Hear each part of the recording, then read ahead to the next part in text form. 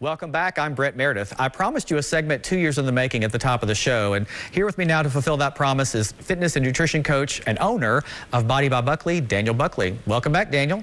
Good to see you. Thanks, Brent. Thank you for doing that opening segment with us. I wanted to make sure you and Pam had an opportunity to exchange pleasantries again after your segment. But we'll jump in now. So I know we've got a lot to cover, but one of the things that kind of struck me as I was reading through some other articles and things around the beginning of this year, 2022, as people think about goals, and fitness is usually one of them. And one of the articles I read asked, can you step away from a goal and come back to it? And I think that plays into what we talked about at the beginning of the show about how you can work towards something, but maybe not be so hard on yourself if you have to stop and come back. So can you, in fact, set a goal and step away from it and come back and not have much of a loss? Yeah, absolutely. I think almost everyone had a goal January of 2020 that they had to step away from because COVID happened. They weren't able to go to their gym, or they just had some mental health issues that they weren't able to really motivate themselves to go work out. And a lot of people, including yourself, because you've been working with me, have gotten back on track and really realized the mental health side of that, the benefit of it, in addition to the fitness goal. And that happens all the time. And I think the biggest lesson that should be taken away from that is to not shame yourself. Give yourself some grace and realize we all have things that go on in our life, and it's okay. We're not machines. You can't expect to hit your workouts 52 weeks in a row, year after year. Things are going to happen. You're going to want to splurge and eat a pizza to feel a little better because the world is kind of chaotic. And so I think giving yourself grace is the biggest answer to getting back into a goal, and realizing and accepting that hiccups might happen. There will be obstacles that come in the way, and kind of navigating on how to overcome those. That's a great answer. And I've kind of done that a little bit myself, as you mentioned, in that I like to try to plan ahead for everything, so that when the unplanned things come up. But one of the things I did was try to give myself a little bit of grace around the holidays and said, okay, you're off the hook for a couple weeks around each holiday. You're going to be eating, you're going to be traveling. And I think that did help a little bit, because you feel that guilt even so much as you're doing that. But I felt less guilty knowing going into it versus not doing it and sort of deciding after the fact that it was okay, if that makes sense. Absolutely. And I think the holidays, if anything that we learned from COVID is what to value more, right? And spending time with your loved ones, that's a huge, huge thing, because life is short. COVID proved that. A lot of clients that I've worked with had lost, not necessarily COVID related, but life is short. And so realizing, I'm going to spend time with my family and my loved ones, as opposed to ensure that I hit the gym on Christmas Eve.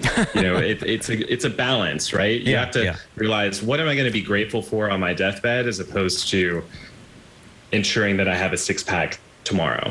Right. And this is sort of a good transition into my next question, because so many of us can, and I've been guilty of this, even when I'm on a good workout routine, or I feel like I'm hitting the marks about, actually getting in and doing the workouts, is that we may neglect our diet and our macronutrients and a lot of the things that kind of are paired with that. I remember years ago, a trainer told me, he said, I think the problem with why you're not seeing the results you look for is you're not eating enough. And for someone like myself who struggled with, being overweight as a child and kind of overcoming that, sometimes that can be a big hurdle and a big obstacle. So how and why is the nutrition and the diet part so much more important sometimes than even the physical exercise? Yeah, I think if you have a movement habit already established, then nutrition is definitely the thing that we need to focus on. And the reason why it's so important is because you could be working out consistently and say your goal is to gain a bunch of muscle. Well, if you're not, for example, because you mentioned that you might not have been eating enough. Well, if you're not eating enough, then it doesn't matter how hard you're working out in the gym. Your body, when it's sleeping, it recovers and it uses those nutrients that you eat at night in order to rebuild that muscle. Vice versa with losing fat. If you're eating too much consistently, you really can't outwork that. You can't burn away a poor diet. And so it's really important to focus on eating mostly whole, minimally processed foods. It's okay to splurge and eat a pizza and dessert every now and then, just being aware and mindful. And one of the biggest tactics that I can say to help you, because I know that some people stress over tracking their food, they get a bit overwhelmed, is to just sit and be mindful, slow down a bit and really enjoy your meal.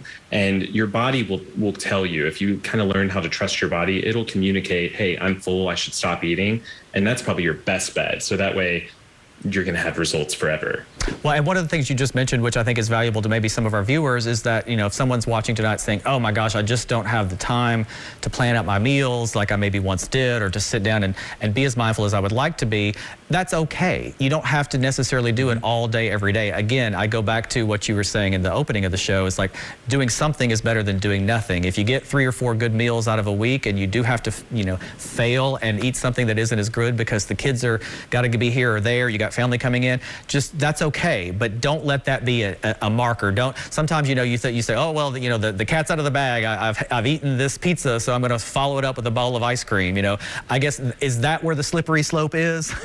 That is, I'm so happy you said that, because that is exactly where people slip up. It's this all or nothing mentality of, okay, like Pam was saying, she'll go 30 to 45 days straight and do really, really well. And then as soon as people slip up that one time, it almost is like they shame themselves to where they just say, I'm not good at creating a habit, and they lose trust in themselves, really. So if you can trust yourself to say, okay, I'm going to indulge in this pizza or whatever, but I'm not going to have the ice cream right after because I already indulged, and then you get back on track the next day.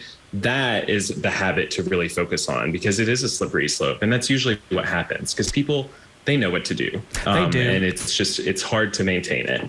It's easy to think, oh, the train's off the tracks, but you can put that train back on the tracks, right? It can get back on there. You can absolutely. I mean, we're human beings. We're going to make mistakes. It's impossible. We're not machines. We're meant to fall off the tracks. It's just a matter of having the agency and control over your life to put yourself back on.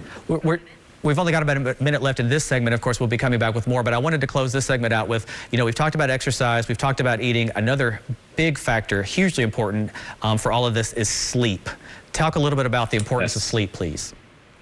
So sleep is huge. You know, I alluded to a second ago that is whenever your body is recovering. Without adequate sleep, your performance throughout the day is going to completely be mitigated. You're not going to have as good of workouts. Your mental ability is not going to be there. You know, I just kind of struggled there because I actually didn't get a great night of sleep, and that really affects your physique outcome.